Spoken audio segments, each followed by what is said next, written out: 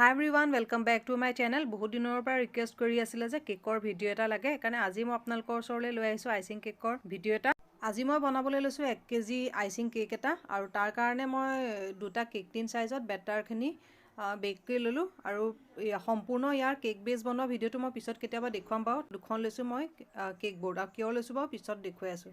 আৰু কেকটো এতিয়া ভালকৈ মই পেলেট নাইফ এখনৰ সহায়তে ডিমোল কৰি লম, আৰু কেকটো পৰাপক্ষত পাৰিলে সদায় ঠাণ্ডা হোৱাৰ পিছত মানে ডিমোল কৰিব লাগে, নহলে গৰমে গৰমে যদি আমি কেকটো ডিমোল কৰো কেকটো ভাঙি যোৱাৰ চান্স থাকে। আৰু এতিয়া মই পেলেট নাইফখনৰ সহায়তে চাৰিও কাষটো মই ভালকৈ লাহে লাহে এৰুৱাই যাম, তেতিয়া কেকটো অকণো নেভাঙে। আৰু এতিয়া পেলেট নাইফখনৰ সহায়তে লাহে লাহে মই সাইডকিটা এৰুৱাই যাম, আৰু লগতে মই ইয়াৰ তলত কোনো মই বাটাৰ পেপাৰ বা একো পেপাৰ ইউজ কৰা নাইকিয়া। এনেকৈ পেপাৰ ইউজ নকৰিলেও কেকটো ধুনীয়াকৈ ডিমোলো হৈ যায় আৰু অকণো তলত লাগি নধৰে, আৰু কেকটো কিমান সফট হৈছে চাওক। আৰু এতিয়া মই কেক বোৰ্ড এখন লৈ ললো, আৰু এতিয়া কেককিটা মই 3টা লেয়াৰত কাটি লম। আৰু প্ৰথমতে ওপৰলৈ বাঢ়ি অহা যোনটো ডোং চেক থাকে সেইখন মই কাটি ললো, আৰু লৈ পেলাই এতিয়া কেকটো মই 3টা লেয়াৰত কাটি লম। আৰু কেকটো সাইজটোৰ ওপৰত ডিপেন্ড কৰিব যে কিমানটা আমি লেয়াৰ কৰিব পাৰো। 3টাও কৰিব পাৰি, নহলে 4টাও কেতিয়াবা কৰিব পাৰি।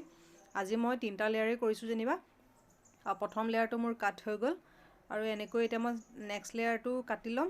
আৰু আপোনালোকে পেলেট নাইফখনৰে যদি কাটিবলৈ অসুবিধা পায় তেনেহলে সূতা দিও কৰিব পাৰে, গুলি সূতা যোনটো নেকি আমি কাপোৰ চিলাও। আৰু এতিয়া মই 3টা পাৰ্টত কাটি কৰি ললো, আৰু এতিয়া মই আইচিং কৰিবৰ কাৰণে ক্ৰীমখিনি ললো, আৰু 1 কেজি কেকৰ কাৰণে যিমানখিনি ক্ৰীম প্ৰয়োজন হয় তাৰ প্ৰয়োজন অনুসৰি এতিয়া মই ক্ৰীমখিনি উলিয়াই ললো।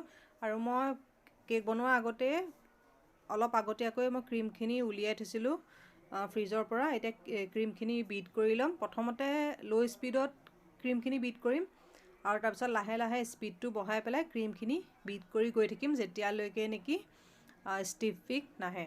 আৰু এতিয়া লাহে লাহে স্পীড বঢ়াই বঢ়াই মই ক্ৰীমখিনি বিট কৰি কৰি গৈ আছোঁ, আৰু মাজে মাজে এবাৰ দুবাৰ চেক কৰিম যে ষ্টিফিক আহিছেনে নাই। আৰু এতিয়ালৈকে ক্ৰীমখিনি ষ্টিফিক অহা নাই, আৰু এনেকৈ মাজে মাজে চেক কৰি থাকিম। আৰু 7 পৰা 8 মিনিটৰ ভিতৰত আমাৰ কেকৰ ক্ৰীমখিনি ৰেডি হৈ যাব। আৰু বিটাৰটোৰ ওপৰত ডিপেন্ড কৰিব, ভাল কোৱালিটি যদি হয় তেনেহলে কম সময়তে হৈ যাব। আৰু এতিয়া ক্ৰীমখিনি মোৰ হৈ গ'ল, আৰু এনেকৈ মাজে মাজে মই চেক কৰি চালোঁ, আৰু ক্ৰীমখিনি হৈ গ'ল। আৰু এতিয়া যিহেতু ঠাণ্ডা দিন সেইটো কাৰণে কম সময়তে 5 পৰা 6 মিনিটৰ ভিতৰতে ক্ৰীমখিনি ৰেডি হৈ যায়। আৰু মোৰ ক্ৰীমখিনি ৰেডি হৈ গ'ল, আৰু এতিয়া কেকটো আইচিং কৰোঁ। আৰু তাৰ কাৰণে কেক বোৰ্ড ললোঁ, আৰু লৈ পেলাই কেক বোৰ্ডখন লৈ ললোঁ, আৰু ইয়াতে এতিয়া অকণমান তলতে প্ৰথমতে ক্ৰীম অকণমান লগাই ল'ম যাতে কেকটো লৰচৰ অকণো নকৰে। আৰু এতিয়া ফাৰ্ষ্ট লেয়াৰটো দি দিলোঁ, আৰু তাতে এতিয়া দিম মই চেনি পানী। আৰু চেনি পানী দিলে কি হয়, কেকটো খাবলৈ খুব সফট হয়। আৰু কেতিয়াবা কি হয়, কিছুমান কেক খালে ভিতৰৰ ফালৰ পৰা হাৰ্ড থাকে, সেইটো কাৰণে অকণমান চেনি পানী দি পেলাই চক কৰিলে তেতিয়া কেকটো পিছত খাবলৈ সফট হৈ থাকে। আৰু এতিয়া ক্ৰীমখিনি দি দিলোঁ, আৰু এতিয়া চাৰিওপিনে ক্ৰীমখিনি সমান জোখত লাগি যোৱাকৈ পেলেট নাইফখনৰ সহায়তে লাহে লাহে স্প্ৰেড কৰি যাম। আৰু মই ভিডিওটো ফাষ্ট ফৰৱাৰ্ড কৰি দিছোঁ, নহ'লে শ্ল' কৰিবলৈ গ'লে ভিডিওটো বেছি দীঘল হৈ যাব। আৰু এতিয়া ফাৰ্ষ্ট লেয়াৰৰ ক্ৰীমখিনি লগাই ল'লোঁ, আৰু ইয়াতে এতিয়া মই নেক্সট লেয়াৰটো দি দিম। আৰু প্ৰথম লেয়াৰটো যেনেকৈ চেনি পানী দি চক কৰিছিলোঁ তেনেকৈ আকৌ চেনি পানী দি মই চক কৰি যাম। আৰু তেনেকৈ লেয়াৰ বাই লেয়াৰ চেনি পানী চক কৰি পেলাই ক্ৰীমখিনি দি চাৰিওপিনে সমানে লাগি যোৱাকৈ স্প্ৰেড কৰি যাম। আৰু ডিটেইলত যদি চাবলৈ বিচাৰে তেনেহ'লে কমেণ্ট কৰিব, মই নেক্সট কেতিয়াবা ভিডিঅ'ত মই আপোনালোকক সম্পূৰ্ণ ডিটেইল বাই ডিটেইল আইচিং কেক বনোৱা দেখুৱাম বাৰু। আৰু এতিয়া নেক্সট লেয়াৰটো মই এনেকৈ আকৌ প্ৰথম লেয়াৰটো যেনেকৈ ক্ৰীম লগাইছিলোঁ তেনেকৈ ক্ৰীমখিনি দি পেলাই স্প্ৰেড কৰি যাম। আৰু ক্ৰীম দিওঁতে সদায় মনত ৰাখিব লাগিব যে ক্ৰীমখিনি চাৰিওপিনে সমান জোখত লাগে, নহ'লে ক্ৰীমখিনি যদি আমাৰ সমান নহয় তেনেহ'লে কেকটো সমান নহ'ব আৰু দেখিবলৈ তেৰা বেকা হ'ব। সেইকাৰণে ক্ৰীমখিনি একদম চাৰিওপিনে সমানে লাগি যোৱাকৈ লগাই ল'ম। আৰু লগতে ছাইডকেইটা ক্ৰাম কোটো কৰি গৈছোঁ, নহ'লে পিছত ক্ৰীমত যদি ক্ৰামখিনি লাগি আহে তেতিয়া কেকটো ডিজাইনটো দেখিবলৈ বেয়া হ'ব। এতিয়া মই থাৰ্ড লেয়াৰটো দি ল'লোঁ, আৰু লগতে ছাইডকেইটা ক্ৰাম কোটো কৰি গৈছোঁ, নহ'লে কি হ'ব ফাইনেল ফিনিচিং কৰাৰ সময়ত যদি কেকৰ ক্ৰামছখিনি যদি লাগি যায় তেতিয়া কেকটো দেখিবলৈ বেয়া হয়। সেইটো কাৰণে লগতে ছাইডকেইটা ক্ৰাম কৰি যাম, আৰু লগতে ফিনিচিঙো কৰি যাম। আৰু এতিয়া মোৰ ছাইডকেইটা ক্ৰাম কোট কৰি হৈ গ'ল, কৰি পেলাই এতিয়া ক্ৰীমখিনি চাৰিওপিনে ভালকৈ লগাই পেলাই, আৰু এতিয়া লাহে লাহে পেলেট নাইফখনৰে ক্ৰীমখিনি ওপৰতো ফিনিচিং কৰি যাম একদম লাহে লাহে। আৰু লগতে নাইফখনো চাফা কৰি গৈছোঁ যাতে আকৌ লাগি থকা ক্ৰীমখিনি কেকটোত নালাগক, আৰু একদম লাহে লাহে হেৰি কৰিছোঁ।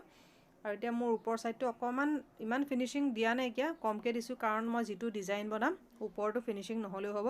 কিন্তু ওপৰত যদি আপোনালোকৰ একো ডিজাইন নাথাকে তেনেহ'লে একদম ভালকৈ ফিনিচিং কৰিব লাগিব। আৰু এতিয়া মই ল'লোঁ এডাল ব্ৰাছডালৰ সহায়তে সাইডটো মই এনেকৈ লাহে লাহে দি যাম হেতু কাৰণে সাইডকেইটা মই বেছি ফিনিশিং কৰা নাছিলোঁ যেহেতু মই ব্ৰাছ দি বনাইছোঁ আৰু এতিয়া মোৰ ফাৰ্ষ্ট কেকটো বনাই হৈ গ'ল আৰু এতিয়া মই নেক্সট কেকটো প্ৰথম কেকটো যেনেকৈ বনাইছিলোঁ তেনেকৈ আইচিং কৰি যাম আকৌ মই তলত অকণমান ক্ৰীম লগাই ল'লোঁ ক্ৰীম লগালে তেতিয়া কি হয় কেকটো মানে ইফাল সিফাল লৰচৰ নহয় তেনেকৈ দিলে মানে তেতিয়া কেকটো আইচিং কৰাৰ সময়ত একো দিগদাৰ নকৰে এতিয়া মই চেনি পানী দি আকৌ চ'ক কৰি ল'লোঁ আৰু এনেকৈ মই প্ৰথম কেকটো যেনেকৈ দেখুৱাইছিলোঁ লেয়াৰ বাই লেয়াৰ ক্ৰীম লগাই যাম আৰু কেক বেছটো বহাই যাম আৰু লগতে এনেকৈ হৈ গ'ল মোৰ কেকটো আকৌ প্ৰথমটোৰ নিচিনাকৈ ব্ৰাছডাল লৈ ল'লোঁ লৈ পেলাই এতিয়া সাইডকেইটা এটা ব্ৰাছডাল দি কৰিলে মই সহজ হয় বুলি ভাবোঁ কাৰণ পেলেট নাইফখনৰ সমান নহ'বও পাৰে আৰু মই কেতিয়াবা ব্ৰাছ দিও কৰোঁ কেতিয়াবা পেলেট নাইফ দিও কৰোঁ আৰু এতিয়া এনেকৈ সাইডকেইটা অকণমান ডিজাইন এটা দি ল'লোঁ আৰু এতিয়া মোৰ দুইটা কেক বনাই হৈ গ'ল দুইটা কেকতে ৰেড ক্ৰীম দি পেলাই হাফ ক্ৰীম লগাই ল'লোঁ আৰু এতিয়া পেলেট নাইফখনৰ সহায়তে একদম লাহে লাহে মানে মিলাই যাম যাতে বগা ক্ৰীমখিনিৰ লগত ৰেড ক্ৰীমখিনি যাতে মাৰ্জ হৈ নাযায় আৰু এতিয়া এনেকৈ লাহে লাহে ক্ৰীমখিনি স্প্ৰেড কৰি ল'লোঁ আৰু একদম লাহে লাহে আৰু এইটো কেকৰ নিচিনা ইটো কেকো কৰি ল'লোঁ আৰু এতিয়া সৰু কেকটো মই ডাঙৰ কেকটোৰ ওপৰত দি দিম আৰু দুখন পেলেট নাইফখনেৰে একদম লাহে লাহে উঠাইছোঁ যাতে ক'তো এৰাই নাযাওক আৰু লাহে লাহে এনেকৈ কেকটো একদম মাজতে থলোঁ আৰু কেকটো যদি ৱেট বেছি হয় তেনেহ'লে মাজত ডংগল ইউজ কৰিব পাৰে আৰু মোৰ কেকটো আজি বেছি ৱেট নাছিলে কেকত ওপৰত দিছোঁ মই ৰ'জ আৰু কেবেপাহো অলৰেডি বনাই হৈ গ'ল কিন্তু ভিডিঅ' কৰিবলৈ থাকি গ'লে আৰু ৰ'জ নজেলেৰে বনাইছোঁ আৰু এপাহ বা বনোৱা অকণমান দেখুৱাই দিছোঁ পিছত কেতিয়াবা ডিটেইলত দেখুৱাম নহ'লে সম্পূৰ্ণ এইটো ভিডিঅ'তে দেখুৱাবলৈ গ'লে ভিডিঅ'টো খুব দীঘল হৈ যাব আৰু বগা ক্ৰীমেৰে একদম সৰু সৰু চুগাৰ বিট দিয়া নিচিনাকৈ আউটলাইন এটা বনাই লৈছোঁ আৰু দেখিবলৈ তেতিয়া ডিজাইনটো ভাল লাগে আৰু যিহেতু মই ৰেড কালাৰ